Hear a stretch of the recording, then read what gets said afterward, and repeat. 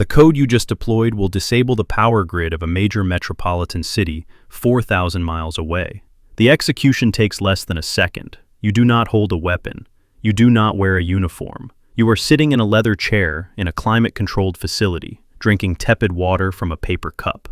Tomorrow, millions of people will wake up in the dark, their supply chains frozen, their hospitals running on emergency generators, their daily routines completely shattered. You will not see any of it. You will simply verify the packet return on your terminal, close the session, and move to the next target. You have become the architecture of modern warfare. This is the hidden reality of the digital front line. The public believes that cyber warfare is a chaotic, rapid exchange of keystrokes conducted by rogue geniuses in dark basements. The public is incorrect. State-sponsored hacking is not chaotic. It is a highly bureaucratized, relentlessly corporate mechanism.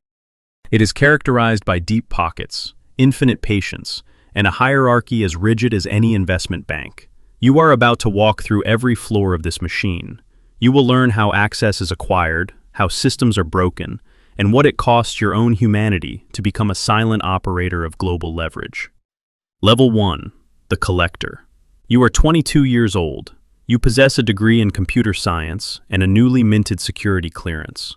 Your badge grants you access to a windowless concrete building situated in a suburban office park. The building does not have a recognizable logo on the door. It simply has a suite number. You sit at a desk in a room with 50 other analysts. The room hums with the sound of server racks and forced air. Your title is Threat Intelligence Analyst. You expect to be breaking encryption. You expect to be bypassing firewalls. You do none of these things. Your job is data entry. Your job is the relentless, tedious aggregation of human error. Your target is a subcontractor that manufactures guidance chips for a rival nation's aerospace program. You do not touch their servers. You touch their people. You spend 9 hours a day scraping social media profiles, cross-referencing public employee directories, and mapping the organizational chart of their logistics department. You find the name of the middle manager who handles procurement. You find the name of his wife. You find the breed of his dog. You discover that he recently attended a trade conference in Geneva. You craft a single email. It is beautifully designed. It looks exactly like a follow-up invoice from the Geneva hotel, complete with the correct fonts, the correct tax identification numbers, and a customized PDF attachment. You send it at 8:45 a.m., local time for the target, knowing he will be clearing his inbox while drinking his first coffee. Pattern interrupt. Pause and consider your own inbox. Consider the last link you clicked without thinking. Security infrastructure costs billions of dollars. Firewalls, endpoint detection, intrusion prevention systems. All of it is entirely useless if one exhausted human being decides to click a piece of familiar text. The manager clicks the PDF. The payload executes silently in the background of his machine. It establishes a beacon back to a server you control. The firewall registers nothing anomalous. You do not celebrate. You do not cheer. You update a cell in a shared spreadsheet from red to green. You have secured a foothold. You have learned the first fundamental truth of the industry. You do not hack networks. You hack the predictability of human routine. You do this every day for 2 years. You build hundreds of footholds. You map thousands of lives. You begin to view civilian behavior strictly as a matrix of vulnerabilities. You notice that when your friends talk about their weekends or their new jobs, you are quietly analyzing how their digital footprint could be exploited. You say nothing. You are learning the architecture of access. You are also losing the ability to look at another person without calculating their structural weakness. Level 2, the Intruder. You are promoted. Your title is now Cyber Operations Specialist. You change floors. You change access levels. You are no longer building the footholds. You are walking through the doors that the junior analysts open for you. Your mandate is lateral movement. The initial foothold is rarely the destination. The middle manager's laptop does not hold the guidance chip schematics. Your job is to move from his laptop to the engineering servers without triggering a single alarm. You learn the art of living off the land. You do not introduce foreign malware into the network. That is loud. That triggers alerts. Instead, you use the network's own administrative tools against it. You use PowerShell. You use the command line. You cloak your movements in the normal, daily noise of corporate IT traffic. You become a ghost in the machine.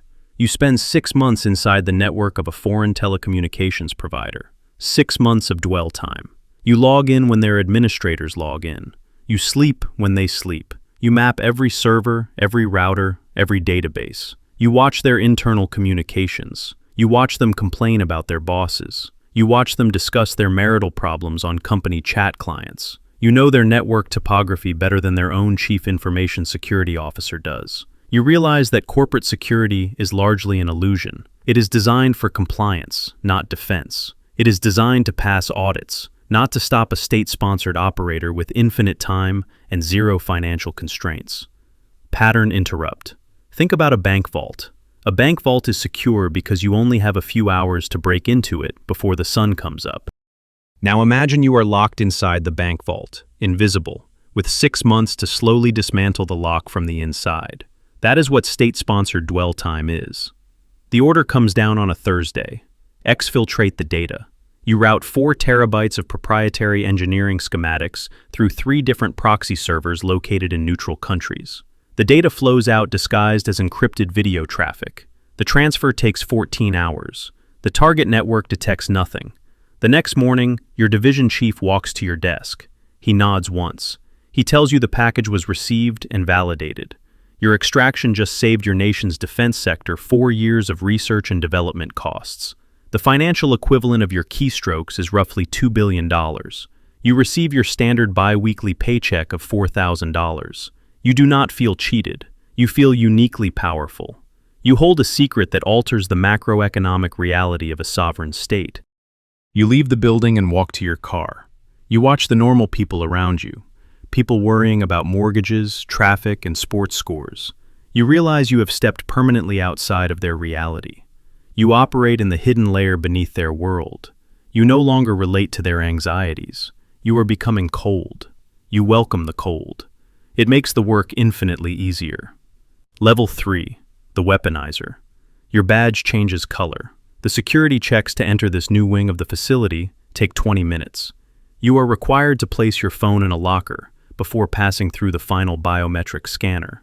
You are 31 years old. Your title is Senior Exploitation Architect. You are no longer stealing data. Espionage is a passive activity. You have transitioned to active sabotage. You are now in the business of digital munitions. You have an unlimited budget.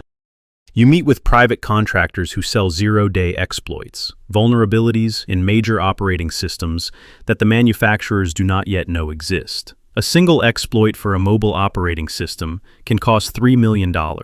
Your department buys it without negotiating. You do not buy it to patch the flaw. You buy it to weaponize it. You shift your focus from corporate networks to critical infrastructure. SCADA systems, industrial control systems, the digital brains that manage water purification plants, electrical grids, and petroleum pipelines in rival nations. These systems are antiquated. They are fragile. They were built for efficiency, not security. You build a logic bomb and implant it inside the cooling system controls of a foreign nuclear enrichment facility. The code is elegant. It is entirely dormant. It will not execute today. It will not execute tomorrow. It will simply wait until a specific encrypted signal is broadcast over a predetermined frequency.